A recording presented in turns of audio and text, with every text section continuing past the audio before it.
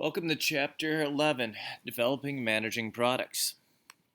So today we'll be talking about developing and managing products.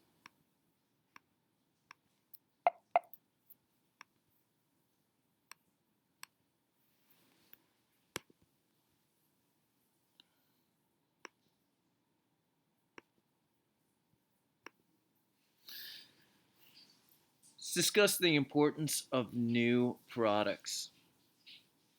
New products are essential to sustaining growth, increasing revenues and profits, and replacing obsolete items.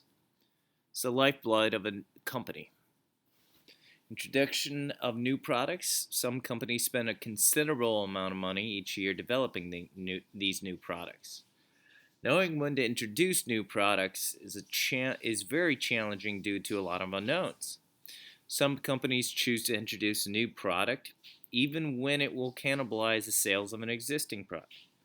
Take, for example, Apple. As they roll out different products, sometimes their new products cannibalize their old products. Look at the iPhone and how it cannibalized the iPod. Categories of new products. New products often are new to the world, the market, the producer, the seller, or some combination of these. There are 6 categories of new products. New to the world products, which create an entirely new product market. New product lines, which allow a firm to enter an established market. Additions to existing product lines, supplements to a firm's established line. Improvements or revisions, significantly or slightly change existing products. Reposition products, which are targeted at a new market or a market segment. And lower price products, which provide performance similar to competitors at lower prices.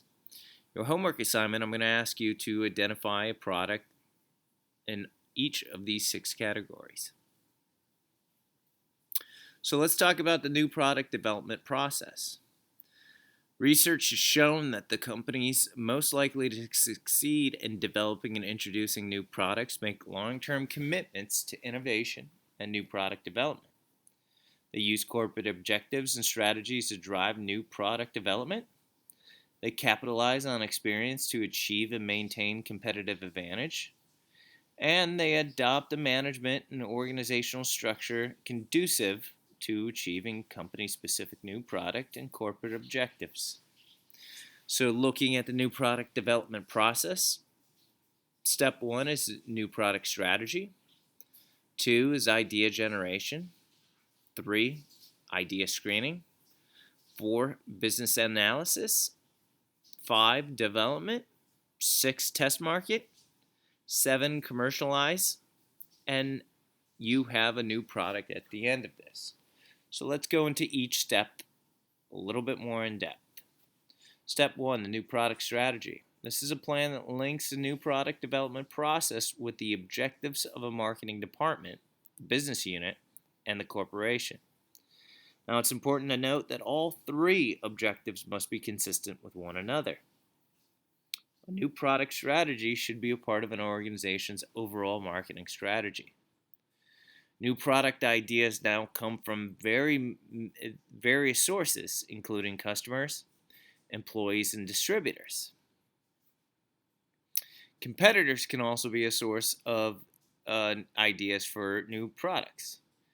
One purpose of competitor monitoring is trying to keep up with which products should be copied and which products should be copied and improved.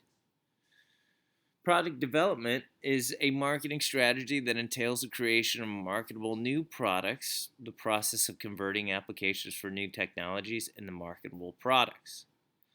Product modification makes cosmetic or functional changes to an existing product. Consultants help determine whether a company has a balanced portfolio of products, and if not, what new product ideas are needed.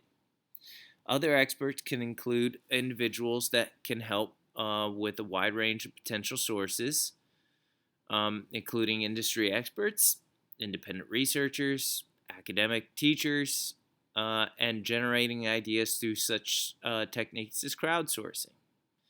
There's two techniques used mostly for stimulated creative thinking: brainstorming and focus group exercises. The next step, idea screening. New product committees, the new product department, or some other formally appointed group reviews the ideas for products. From there, screening, the first filter in the product development process. It'll eliminate ideas that are inconsistent with the organization's strategy or goals. They often come up with a concept test. It's a test to evaluate a new product idea, usually before any prototype has been created. Next step is business analysis. This second stage of the screening process looks at the business side of things: demand, cost, and profitability of the potential new product.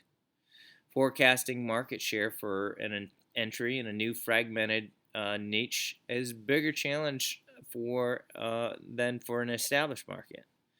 Analysis is especially important in product categories that are sensitive to fluctuations in the business cycle, and this forecasting can be very difficult to do.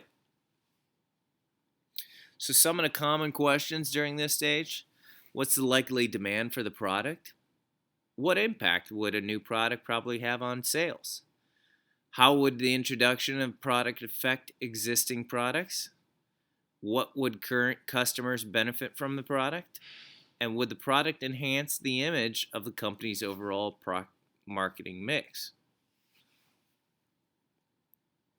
Would the new product affect current employees in any way? What new facilities or production lines would be needed? How would competitors respond, and what's the risk of failure? Now, developing a new product is a stage when a prototype is developed and a marketing strategy is outlined. The development stage can be very long and very expensive. A team-oriented approach to new product development is called a simultaneous product development. In this approach, involving a cross-functional team working in unison, allows for firms to shorten the development process and reduce costs. Because the internet is a useful tool for implementing this, multiple partners from a variety of locations can meet regularly to assess ideas over Zoom. Ideas judged to be feasible can be quickly converted into new prototypes. Best practices and technology can be shared easy, and customers can contribute their input to the R&D process. Test marketing is the limited introduction of a product and a marketing program to determine the reactions of potential customers in a market situation. For instance, very often fast food restaurants test new products in certain areas. In this example, Wendy's tested new burgers made out of black beans in their Columbus, Ohio locations where they're headquartered. Often you'll see certain food items tested in certain areas, and the success of those tests determine whether or not to roll that product out. Test marketing frequently takes a year or longer and could cost more than $1 million. Many firms believe it's better to fail in tests than a national introduction. Some alternatives to test marketing include simulated market testing, where the presentation of advertising and other promotional items can be tested among the members of the product's target market. In addition, product samples can be offered via the internet and social media. Commercialization is the decision to market a product. Several tasks must be taken: ordering production materials and equipment, starting production, building inventories, shipping the product to field distribution points, and training the sales force. So why do some products succeed and others fail? Well, some some of the reasons why, that maybe they don't offer any discernible benefit. Maybe there's a poor match between features and customer desires or needs. Maybe the market size was smaller than estimated for the product. Perhaps it was poorly marketed, targeted, positioned, distributed, or promoted. Maybe the price was mismatched, or the product was inferior. These are all possible reasons why a product may fail. The spread of new products. Marketers have a better chance of successfully marketing products if they understand how consumers learn and adopt new products. The diffusion and innovation.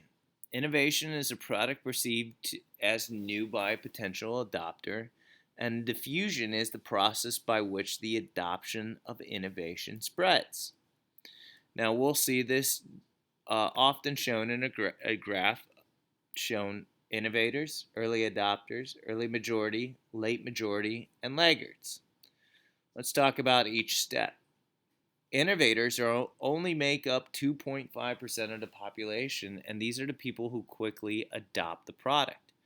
They're eager, if not obsessed, to try new ideas and products. They're more wealthy, worldly, and active outside their community. These are the people that line up in line for new Apple products before they even know what they do. Early adopters make up about 13.5% of the population. They rely on group norms and values. They're more oriented to their local community and more likely than innovators to be opinion leaders because of their closer affiliation with the groups. They desire others' respects, which they can earn by sharing what they know. So early adopters quickly adopt the product. An early majority, this is the next 34% to adopt the product. They weigh the pros and cons. They trust in recommendations from friends and family.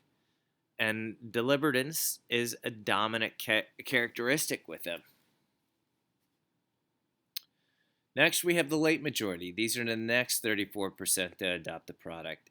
They adopt new products after most of their friends and family have already adopted them, and they feel pressure to conform. They tend to be older and below average income and education. They're very skeptical, and they depend mainly on word-of-mouth communication rather than the mass media. And then finally, we have laggards. These are the last 16% to adopt a product. They do not rely on group norms, and the past heavily influences their decisions.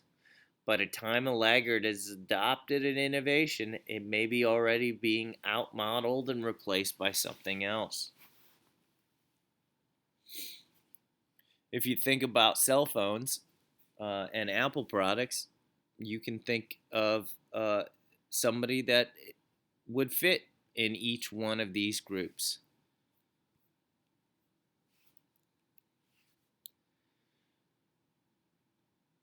Spread of new products, product characteristics, and rated adoption. There's 5 product characteristics that can be used to predict and explain the rate of acceptance and diffusion of new products: complexity, compatibility, relative advantage, observability, and trialability. There's 2 types of communication to aid the diffusion process, both word-of-mouth communication and marketing communication from marketers to consumers. Now, when we talk about products, there is a product life cycle that it goes through. This is a concept that provides a way to trace the stages of product's acceptance from its introduction to its decline. Product categories have the longest life cycles.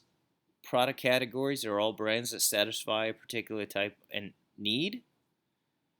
The time a product spends in one stage may vary dramatically, and it doesn't need to move one way or the other. Product can move forwards and backwards at any rate.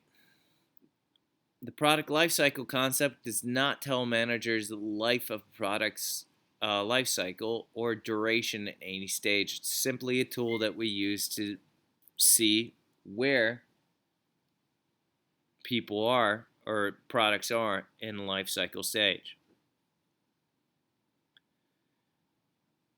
The introductory stage, this is the full-scale launch of a new product into the marketplace, typified by high failure rates. Marketing costs are normally high.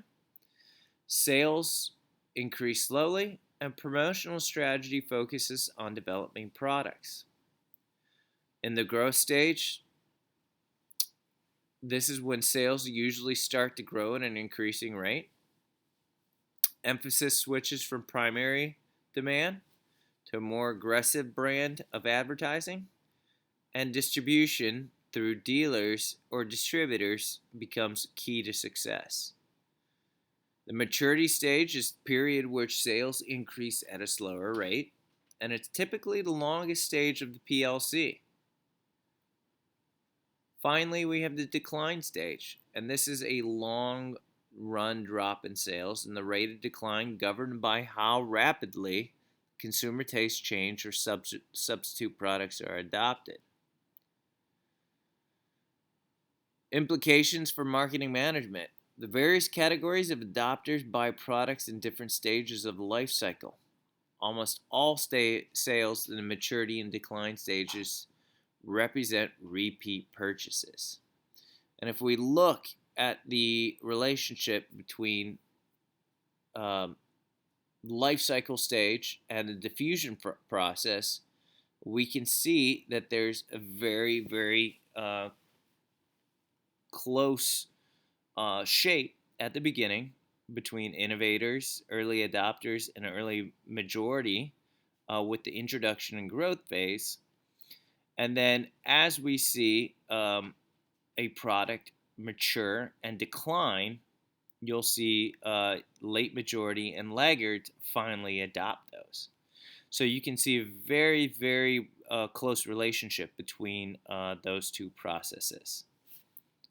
That's it for Chapter 11.